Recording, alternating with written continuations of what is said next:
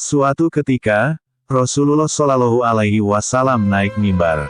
Sebagian riwayat menyebutkan, saat itu di akhir bulan Syaban, menjelang masuk bulan Ramadan.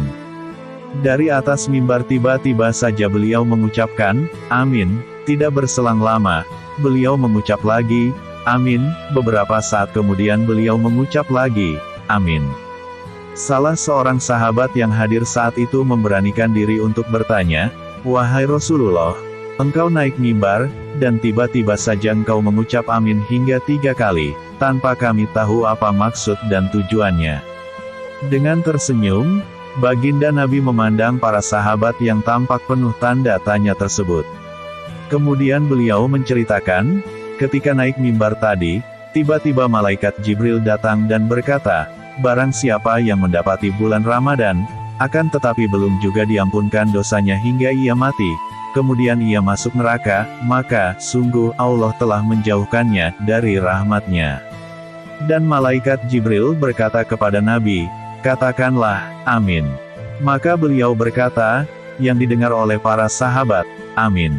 Kemudian malaikat Jibril berkata lagi, "Barang siapa yang mendapati kedua orang tuanya, atau salah satu dari keduanya, dan ia tidak berbuat baik, tidak taat kepada keduanya hingga ia mati, kemudian ia masuk neraka, maka, sungguh, Allah telah menjauhkannya dari rahmatnya." Dan malaikat Jibril berkata kepada Nabi, "Katakanlah, amin." Maka beliau berkata, yang didengar oleh para sahabat, "Amin." Kemudian malaikat Jibril berkata lagi, "Barang siapa yang mendengar namamu, Muhammad Shallallahu Alaihi Wasallam disebutkan kepadanya, dan ia tidak membaca sholawat untukmu hingga ia mati, kemudian ia masuk neraka, maka, sungguh, Allah telah menjauhkannya dari rahmatnya."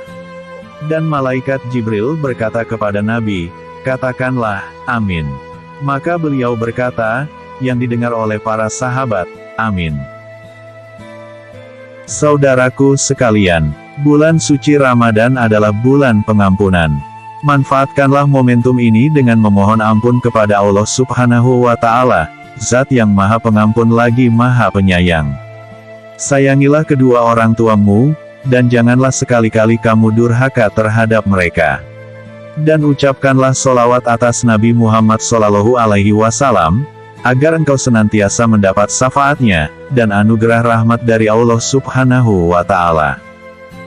Semoga kedua orang tua kita senantiasa dirahmati Allah dengan umur dan iman yang terpelihara, rejeki yang barokah, dan sehat selalu. Dan bagi orang tua kita yang telah mendahului, semoga Allah mengampuni dosa-dosa mereka, melapangkan alam barzah mereka, dijauhkan dari siksaan kubur, serta dimasukkan mereka ke dalam golongan orang-orang yang Allah ridhoi. Amin.